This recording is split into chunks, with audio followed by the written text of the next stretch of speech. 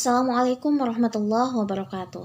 Alhamdulillahirabbil alamin wassalatu wassalamu ala asrofil anbiya'i wal mursalin wa ala alihi wa ashabihi ajma'in amma ba'd.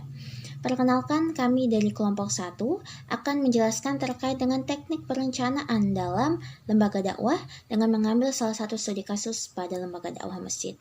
Baik teman-teman, sebagaimana kita ketahui bahwa perencanaan dakwah ini adalah salah satu hal yang pokok dan utama dalam kegiatan dakwah, agar kegiatan dakwah itu dapat berjalan dengan lancar.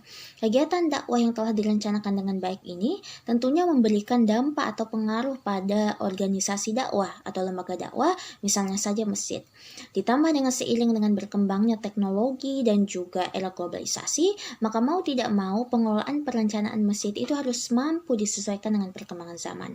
Oleh karena itu, pada video kali ini kelompok kami akan memaparkan terkait dengan bagaimana proses perencanaan yang harusnya diterapkan oleh lembaga dakwah, misalnya saja masjid, kemudian unsur-unsur perencanaan dakwah masjid apa saja, langkah-langkah perencanaan dakwahnya, serta kerugian dan keuntungannya. Pertama, definisi perencanaan. Nah, perencanaan ini bisa kita artikan sebagai pemilihan tujuan, baik yang sifatnya itu jangka pendek maupun jangka panjang, dengan merencanakan berbagai strategi maupun taktik guna mencapai tujuan. Nah, dari hal tersebut dapat kita ketahui bahwa perencanaan itu terkait dengan proses perumusan program, kebijakan, serta arah tujuan dalam sebuah organisasi. Nah, sementara perencanaan dalam konteks dakwah itu berarti kegiatan menetapkan serta merumuskan kebijakan juga tindakan dakwah yang akan dilaksanakan ke depannya. Dalam sebuah organisasi dakwah, tentunya proses perencanaan ini terkait dengan proses merumuskan sasaran organisasi dakwah, penetapan strategi yang didukung oleh berbagai rencana yang terintegrasi, terkoordinasi dalam kegiatan dakwah.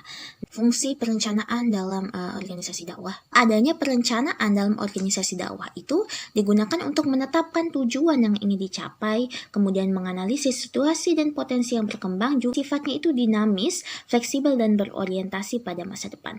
Oleh karena itu, aktivitas dakwah itu harus terorganisir dalam sebuah organisasi yang tentunya mampu memberikan manfaat yang jauh lebih besar dibandingkan dengan dakwah perorangan yang tidak terorganisir dengan baik. Kemudian didukung dengan proses perencanaan yang terperinci yang tentunya dapat mempermudah dalam pendistribusian tugas atau wewenang dakwah. Unsur-unsur perencanaan dakwah masjid.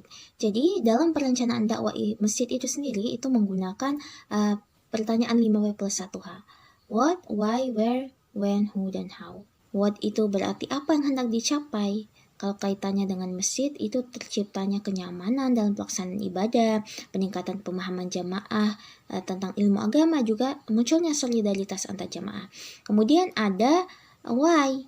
Why artinya alasan atau mengapa hal itu dijadikan sebagai tujuan. Karena dalam konteks masjid yang menjadi sasaran itu adalah jamaah.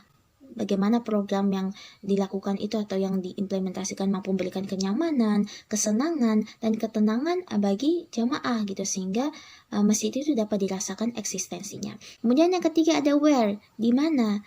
Dalam hal ini yang menjadi pusat aktivitas dakwah itu adalah masjid dan juga lingkungan sekitarnya. Ada when maksudnya itu kapan, terkait dengan waktu pelaksanaannya. Biasanya perencanaan aktivitas itu dilaksanakan pada akhir tahun.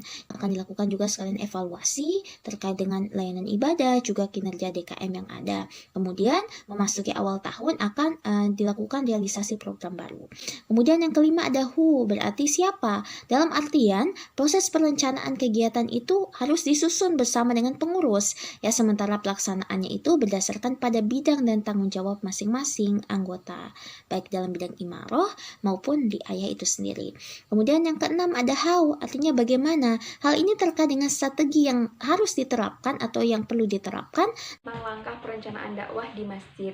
Nah, di sini kita mengambil 3 bidang perencanaan. Yang pertama ada bidang idaroh, yang mana bidang idaroh itu bersifat mengukur ataupun menjalankan individu dengan tujuan kegiatan tersebut.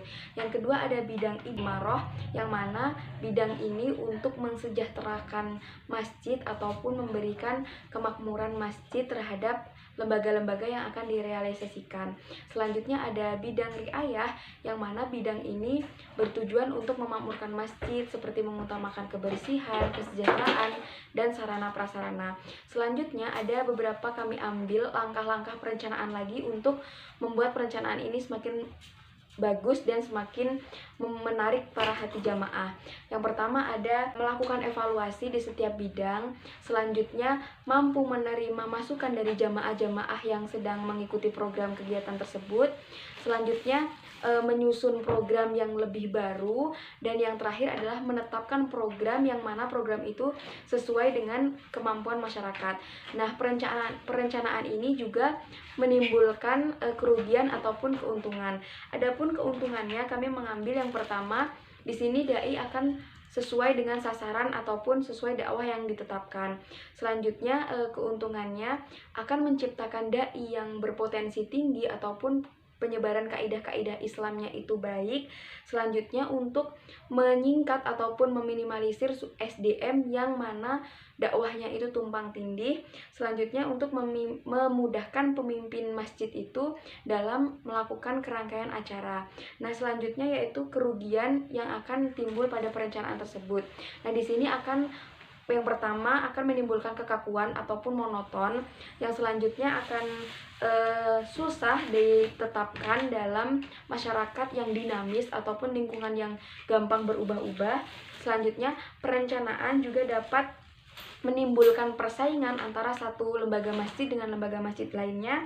Dan yang terakhir, perencanaan juga akan mengakibatkan ketertinggalan pengumuman jika ada pengumuman yang sewaktu-waktu dirubah. Selanjutnya yakni materi tentang teknik perencanaan masjid, yang mana teknik perencanaan masjid ini saya ambil contoh masjid dari Al-Mustaqim yang berada di Jalan Anggrek Merah, Tangerang Selatan.